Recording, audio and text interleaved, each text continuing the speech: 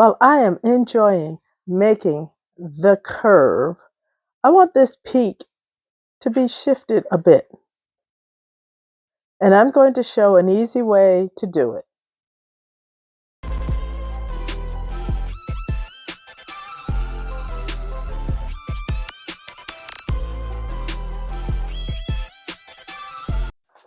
I'm going to use this darker end of this blue paper. I think it came from Candlelit.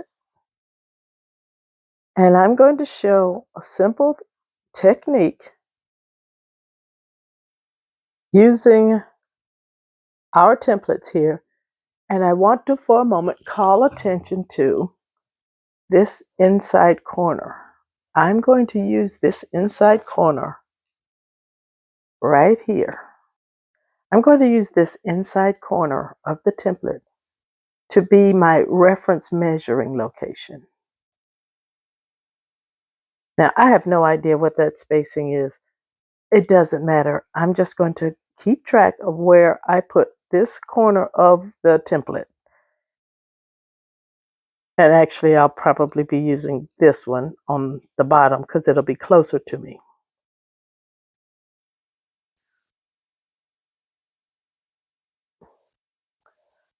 This paper has some design in it that I don't want. I just want the more solid. I just want the solid paper right here. So what I'm going to do is use my 12-inch trimmer and just cut that away. It will make the measurements for conducting the rest of the cuts with the custom cutting template. It will make them simpler. So I'm cutting away just below 1/2 of an inch, probably 3/8 of an inch. It doesn't matter because what I want is a smooth edge. Okay, now that'll make this a lot easier. So I still have some adhesive on my 13 by 13 inch mat, and I am putting this end on the 6-inch mark. I want this inner edge to be at the edge of my paper, and it happens to be at 6 inches. And I also, since I'm holding this up, I want to be counting 3/4 of an inch, so I can count 1/4, 2/4, and then a 3/4 is over here. So that's why I'm using the numbers. Once again, I want the edge of the template at the edge of the paper, which, because I measured it at the 6-inch mark, that should give me what I need to make my first cut with a red blade. If you're using a blue blade or a green blade, you probably should move your edge over. If it's the green blade, move it over 1/8 of an inch. If it's the blue blade, move it over 1/4 of an inch, so that when the blade gets here at this peak, it doesn't fall off of the paper. I'm making sure I have aligned the inside of this part of my template to the edge of my paper. And I am not using my washi tape, although I probably should, but I am going to hold my template firm and my paper is steady with the adhesive, repositionable adhesive. And I'm making my first cut.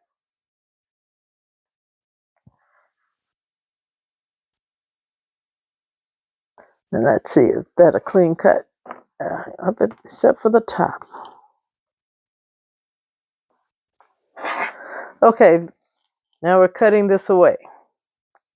Now we want to take our edge and we want to move our template, in this case to the left,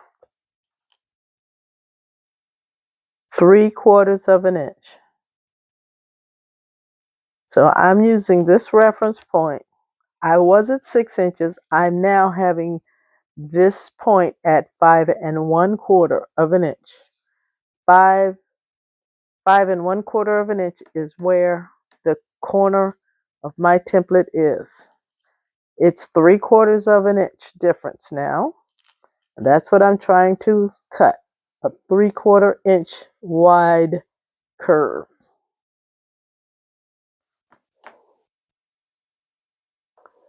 Okay, that turned out great. Now I'm going to use the same reference again and move another 3/4 of an inch. And in this case, I should get my inside of this template at the 4.5 inch point. So I started at 6, I went to 5 1/4, and now I'm at 4 1/2.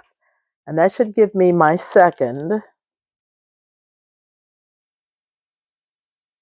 curve that is 1/4 of an inch in height.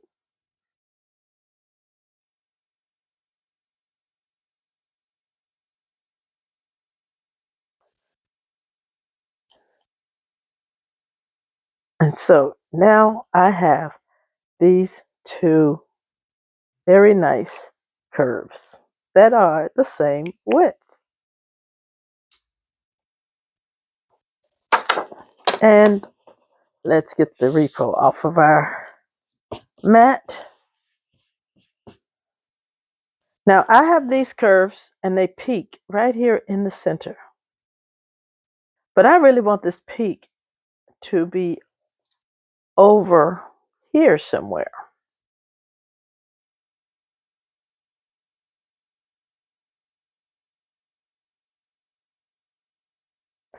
So I think my peak would be farther to the right. And as you can see, it's definitely not lined up. Okay, so I want my peak over here. So what I'm going to do, I am going to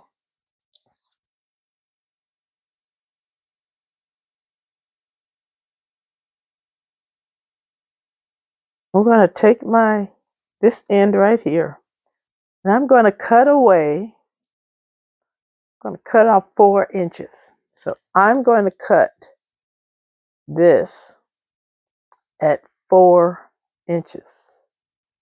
4 inches is an important number. I'm going to cut this. Now the way I'm going to try, I want this as vertically straight as possible. So I'm going to make sure that I put the end straight on the 4-inch line. So I'm putting the end straight on the 4-inch line. So I'm putting my edge here straight on this 4-inch line. I can't let it be slanted. I want it straight. And now I'm going to cut 4 inches off of. And now in this case, notice my peak is pointing down. That's because I'm cutting to the left.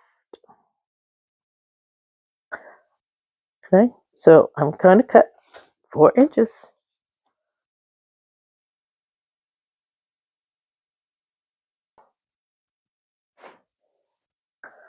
Now here is my cut wave.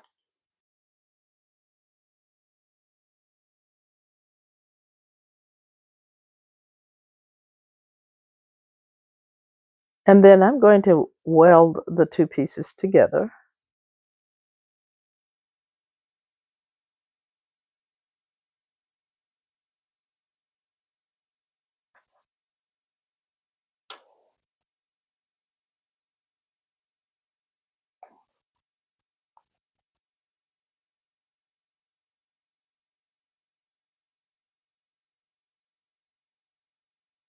So this shows you what the new curve looks like.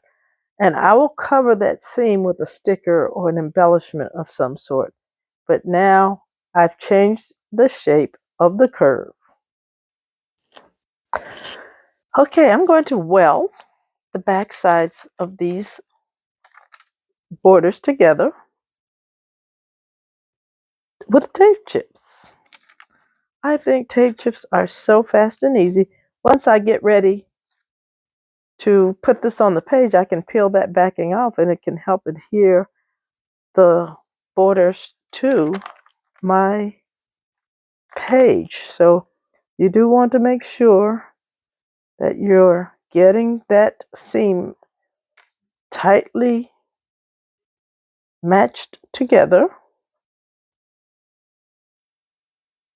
And then put your tape chip right over the middle of it. And don't pull off the back of the tape chips until you are ready to adhere the border to your page. Just as a sample here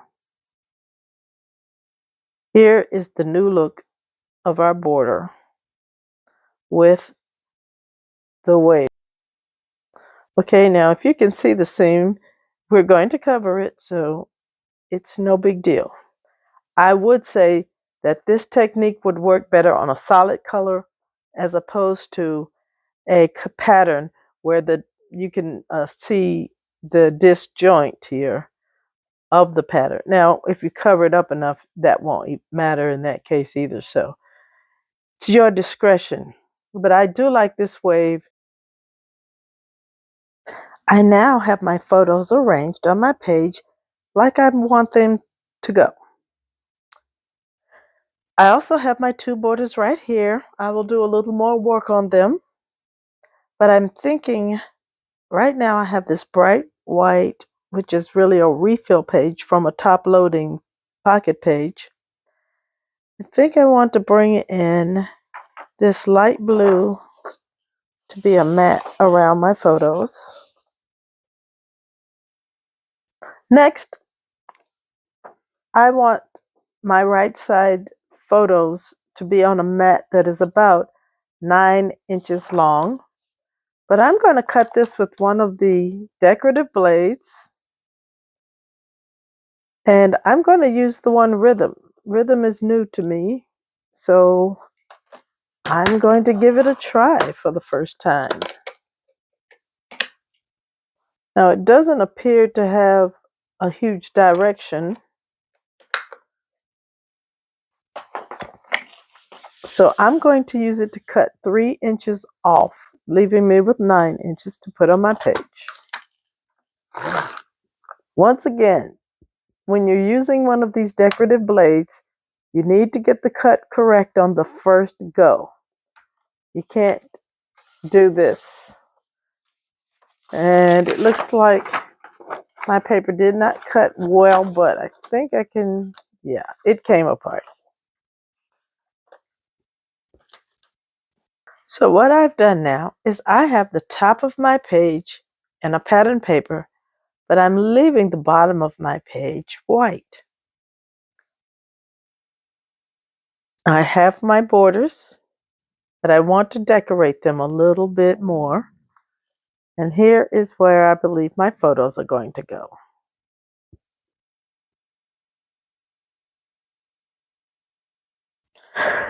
Okay, working on my right side here, I pulled out the Memento Rich Cocoa ink that Creative Memories is selling.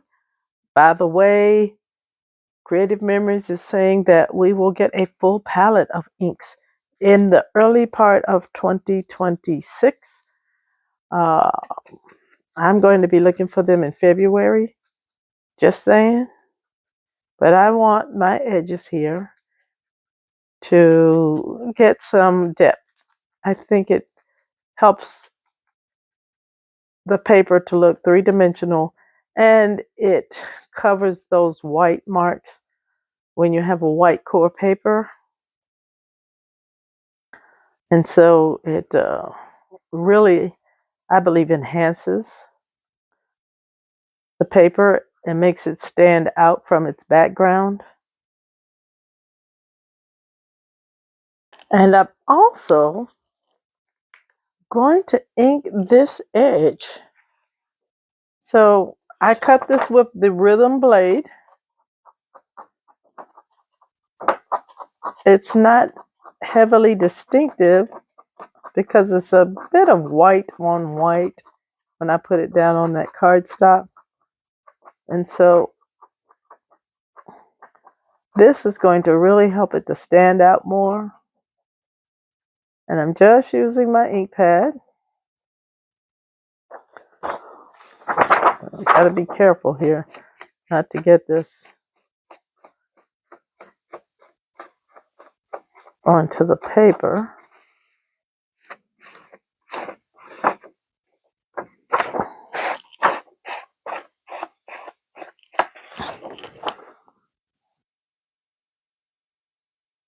And I really like how the inking made this stand out. I think I had these like this, right?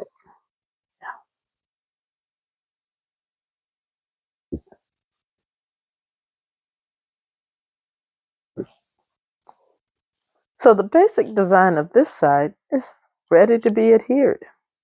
Next, I'm going to begin working on my left-hand page, and I want to get a strip of this paper in this medium shade of blue.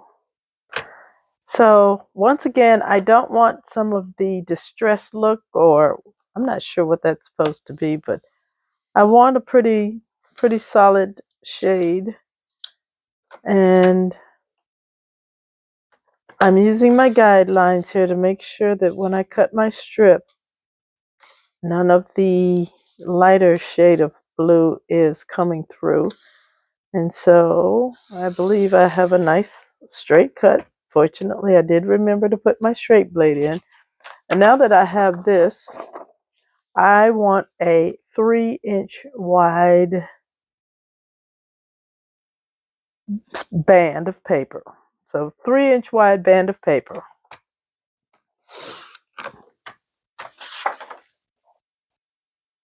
So I'm going to take my 3-inch wide piece of paper and I'm going to kind of center it on my gray mat. So I'm taking out my sizing template and I want it to be on my paper at about halfway through. So I sort of had my paper centered around the 6-inch line. So I'm going to try to get the edges of my uh, of the sizing template such that the red line crosses the 6 at the ends. And that's going to give me a rough halfway. Now, a little hint, this sizing template is 13 inches. It fits the 13 by 13 inch mat so perfectly. Here's a little hack. In this case, if you're using the red blade and you put the edge of the sizing template 1/8 of an inch from the edge of the paper, you're going to get the red blade to be right on that line. I have my sizing template with my red line about down the middle, and I'm noting that the left edge of my template is about at the 5 1/4 mark. So now I'm going to very importantly pull away the sizing template. I need to get my paper back where it was, which was on the 5, on the bottom here, it's on the 4.5-inch line from the left, 4.5 inches over. And now if I put my template with the left outer side of the edge here at 5 1/4, my red blade should cut down the middle. Well, I hope that wasn't too complicated. But I use the numbers as references, not as measurements. Okay, and we're going to cut down the middle. And we're going to cut in half. So what I like doing with these strips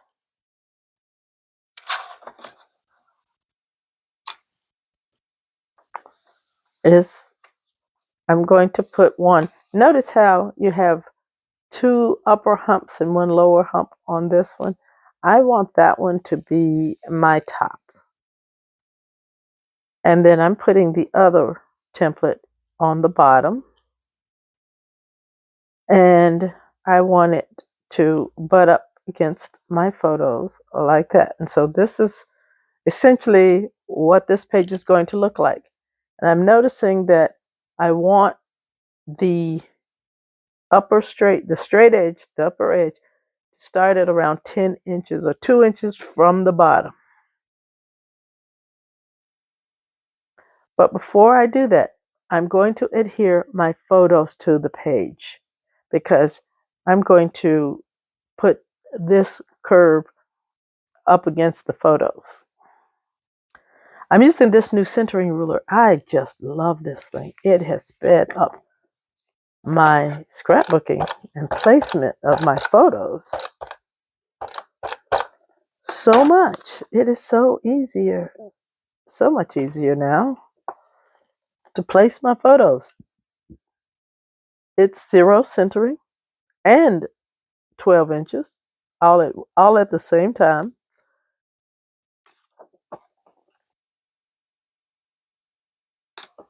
That is amazing. So no more crooked photos unless I want them crooked.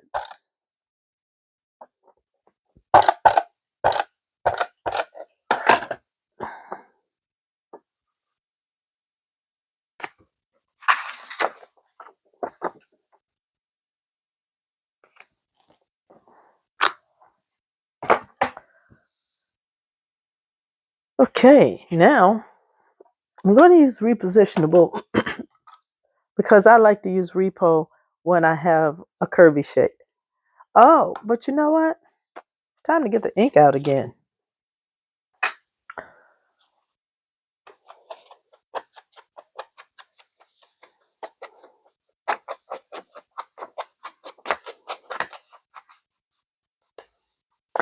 By the way, the background paper came from Coastal Shores.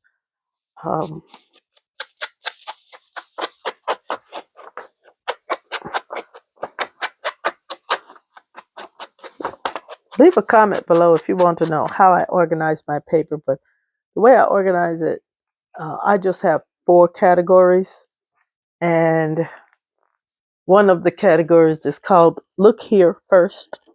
And so when I have certain paper collections that I want to use because they've been uh, with me for a good while and I'd like to make some space, then I put it in that Use Me First category. So when I'm searching for papers and choosing papers, I do look there first. I have 3 other categories. And keeping it simple works for me. You know, some people use the Roy G. Biv method: red, orange, yellow, green, blue, violet, or indigo, or whatever you want to call it. And I've tried that, and I won't say it fails. It doesn't fail. But my measure of success is, am I using my paper? And if the answer isn't yes, then it's not a success. Okay. Well, this is the basis of my page. I'm going to do a little decorating now.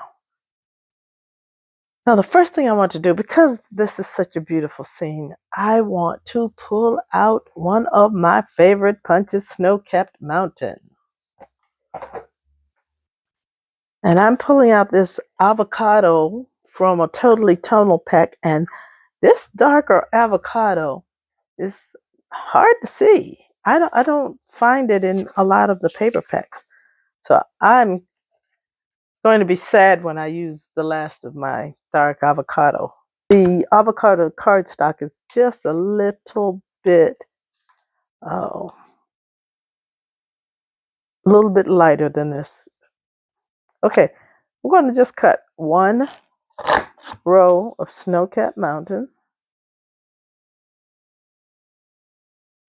Now I'm going to cut my Snow-Capped Mountains at approximately 1 1/4 inch. 1 1/4 inch. And that is from the tallest peak, 1 1/4 of an inch.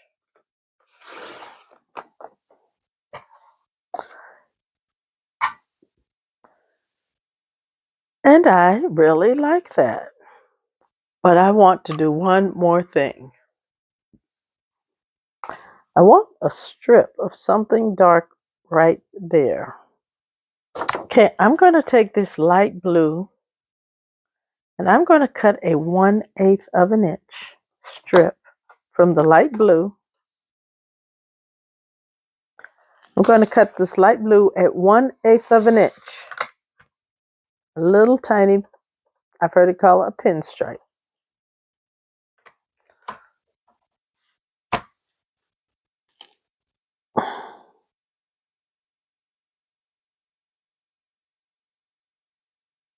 And I like that. So I'm going to do it again for the bottom. And I'm going to, because these are so fine and delicate, I cut from top to bottom. That works out just right. I like that. So I'm looking at my mountains. And right now, they're sitting on this darker blue over here. And I think I would like them better on this, with this lighter blue coming in from behind it. So I'm going to cut myself a strip of paper. Looks like about 1 inch will do.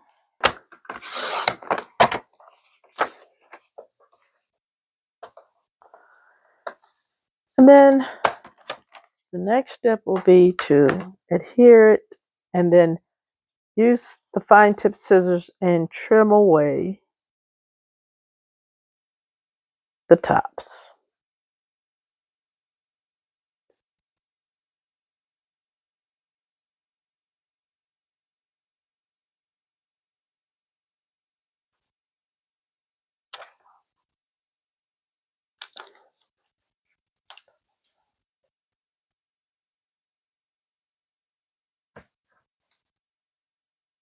I'm going to trim just behind the top of the mountains here so that the edge of the blue doesn't show. So I have taken a 1/8 inch little pinstripe to put here and another one here using this gradient paper. And then I cut a 1 inch strip of the gradient light blue to put behind my snow-capped mountains, and I fussy cut the shape of the edge of the mountains so that the blue would show through, but it would not overwhelm. And here's our layout side by side. We have our snow-capped mountains here. We have the ripple on the left and we have the peak on the right.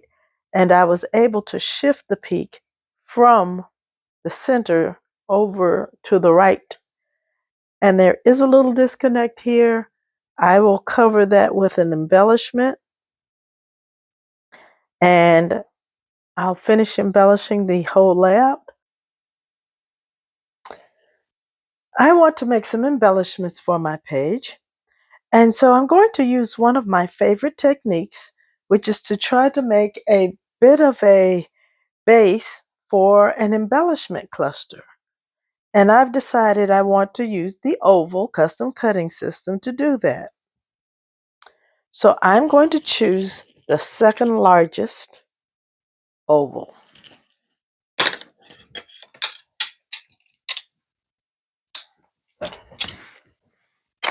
Now these bases that I make are really simple. I use a white foreground and a matte. So I have a scrap of navy, and then I have for my white just back of an index sheet. So the first thing I'm going to do, I'm going to use the inside track, and I'm actually going to use the smallest size oval. So I'm going to pull out my blue blade.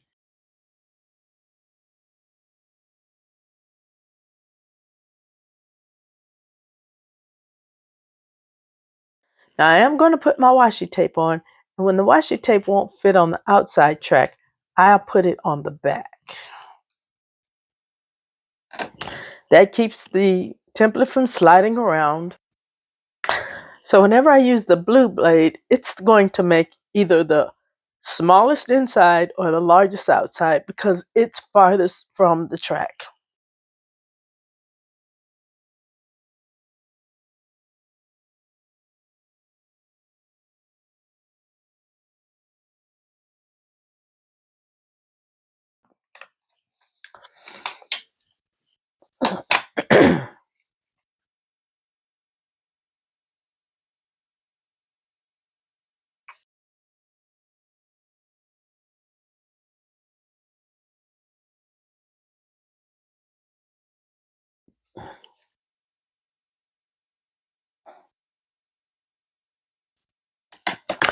Next, I'm going to use the green blade to cut an oval to be a mat to my first one.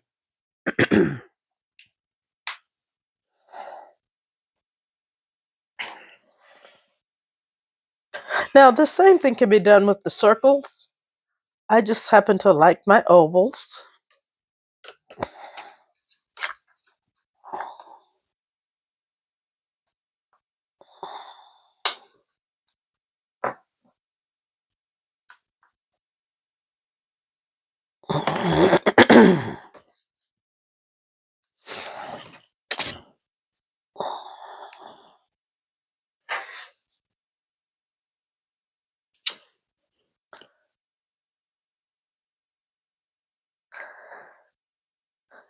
Now, I want to take this mountain scene and sort of bring it over from my left side page onto the right side page through this small embellishment. So I want to put some of the mountain scene on the white part of this smaller oval. And I have enough paper remaining that I can do this with, I believe, one punch. Now, it's not deep enough for me to tell where this is, but it actually, as long as I get the whole thing, it doesn't even matter. So I've punched one mountain scene, and I can put it over this oval just like that.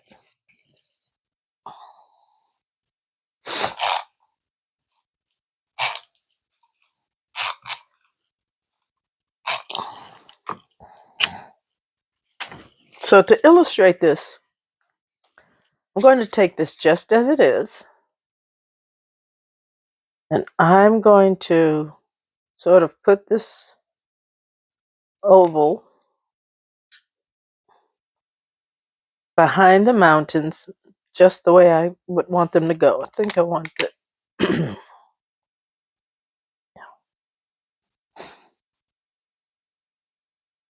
And so what I'm going to do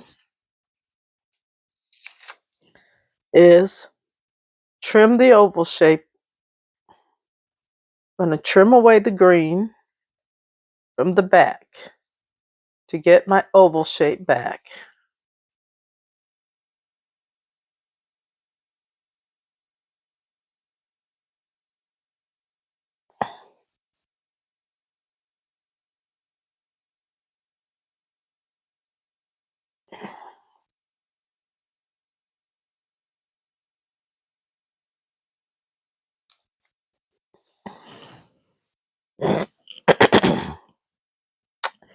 And I think that turned out really cute.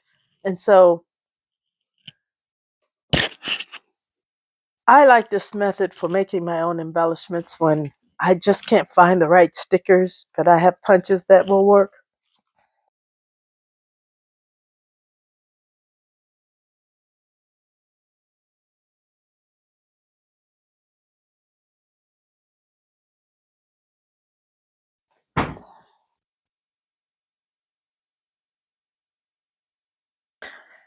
And there I have my embellishment. I could center this a little better. Thank goodness for a repositionable tape.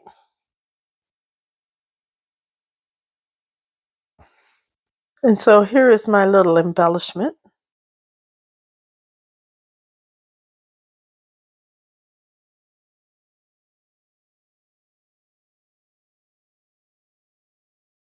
So I'm going to cover that spot where I made the disjointed gap with this embellishment. And I'll throw in a couple of stickers also and add a title, and my layout will be done.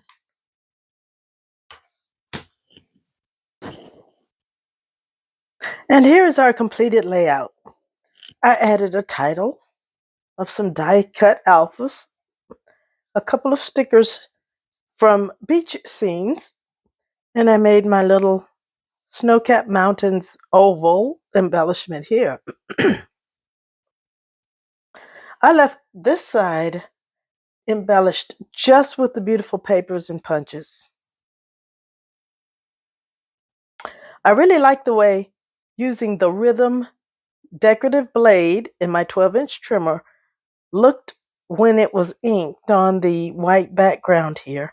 And I really love my custom border template, shifting the peak from the center to the right.